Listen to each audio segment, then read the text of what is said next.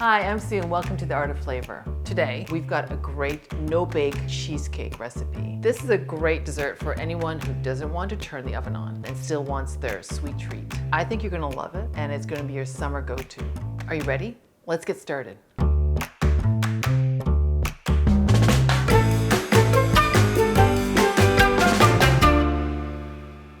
It's a beautiful Japanese style cheesecake. It's light and airy, it's full of flavor, it's not too sweet, and it's a true no bake. Not even the crust is baked. I'm gonna start with my graham crust. In the end, we need about 1¼ cups of the graham crumbs. Just like pre-breaking a few, just I'm helping it along. Here we go. It's gonna be noisy. I'm gonna add the sugar. I'm gonna add salt. You might have to pulse it because if you just keep it whirling, it won't catch all the pieces. While that's going, I'm gonna melt my butter. I give an approximation in the recipe because sometimes you need a little bit more, sometimes you need less. And you're gonna check it by basically pressing with your hands to see if you need a bit more butter. And if you keep whirling them, the graham crumbs turn sandy, then there isn't any more texture. I'm gonna pulse it. I've got about 5 tablespoonfuls of butter in the saucepan. I'm gonna stop at 4, and I'm gonna check it. And you know you have the right amount of butter when your mixture sticks together. And again, we're not baking this crust, which is more traditional. We're just going to press it into a pan and freeze it.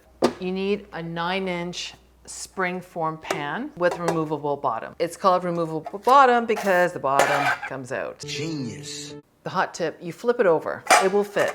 Lock it in. Then I basically just took parchment paper, traced it with a pencil or pen, cut it out. I don't want any lines in my cake. I don't want any lines from it puffing up on the springform pan, so I like it smooth. For the butter that I melted here, I just kept the package, and instead of misting with vegetable oil or using oil products, I just rub it on the bottom, and that way you don't waste it.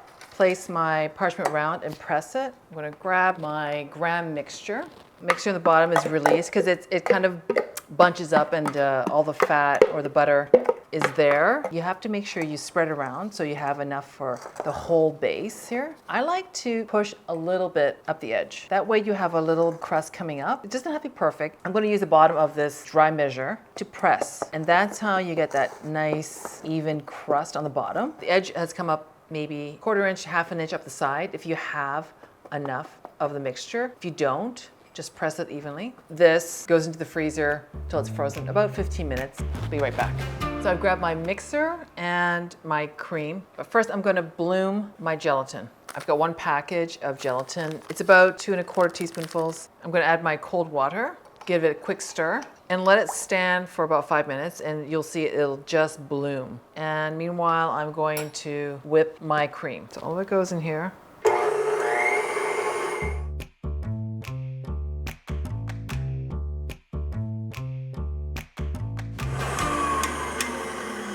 What I like to do, grab your whisk attachment, kind of stick your fingers in prongs, and you whisk it, okay? You reach the bottom of the bowl. There we go. That's going in the refrigerator.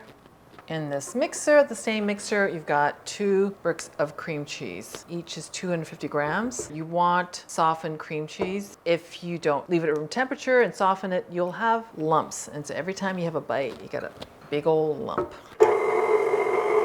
And you want it medium-low. You just want to make sure the cream cheese is softened. You don't want a ton of air in this.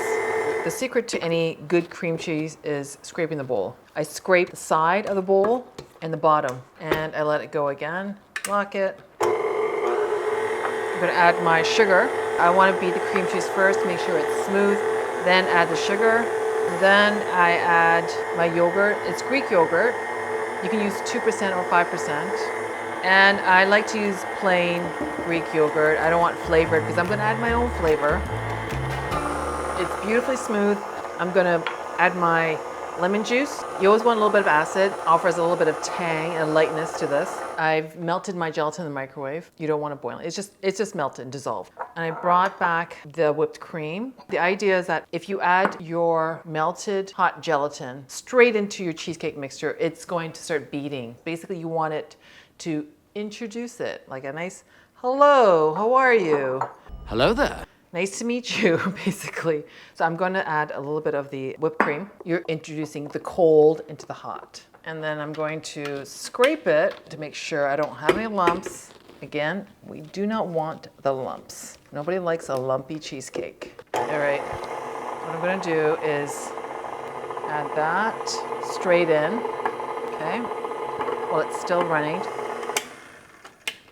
It's beautifully smooth. Now I'm gonna add the remaining whipped cream, and I'm going to, you're folding, okay? So you're not stirring, you're folding. If you say fold in one more time. It says fold it in!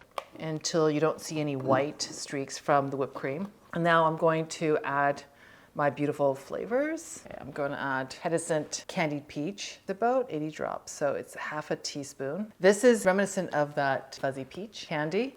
Mango also works beautifully. I love mango, like a mango cheesecake, passion fruit.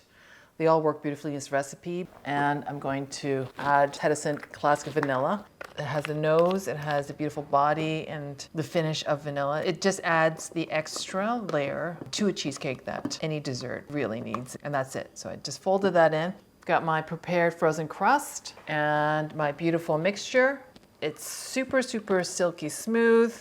I've got a little offset spatula, but if you don't have one, you can use a spoon. Not a big deal. I'm going to quickly smooth it out. You want to put a little bit of pressure. If there are any bubbles, you want to push that out. See, there are a few bubbles. You do your best. It doesn't have to be perfect. I'm just going to refrigerate that uncovered for at least 4 hours. Best results overnight, and then we're going to unmold it. So this cheesecake was made earlier this morning. It's a different pan, same size, same recipe. I've got a bowl or a large measuring cup with hot water, and I've got a paring knife. And what I want to do is just run the paring knife along the cheesecake and the pan in between to release it. A lot for the collar of the springform pan. I'm going to gently release it. Okay. There you have your beautiful cheesecake. It's got a beautiful little dramatic crust to filling. To cut it, I'm just going to run my chef's knife under hot water, scalding hot water, dry it, and then I'm going to cut it here. And the trick for really smooth slices, you do that for every time you make a slice. Seems a little painful, but if you want a beautiful clean slice, that's what it takes. There we go. Oh my gosh, look at that. See my little bit there? That's my little guy. You've got this beautiful, clean, silky candy peach cold cheesecake. I'm going to take this beautiful bite here with my little tip. Okay. You don't need any fruit on top or strawberry, blueberry compote. It's so beautiful and light, silky and smooth, refreshingly cold. That's what I love in the hot days. Okay, there you have it, my no-bake cheesecake recipe. You can flavor it your way by checking out hedescent.ca for a full list of flavors to choose from, and let us know which one's your favorite. Remember to like and subscribe to our channel, and don't forget to turn those notifications on so you don't miss an episode. Thanks for watching. Keep it flavorful.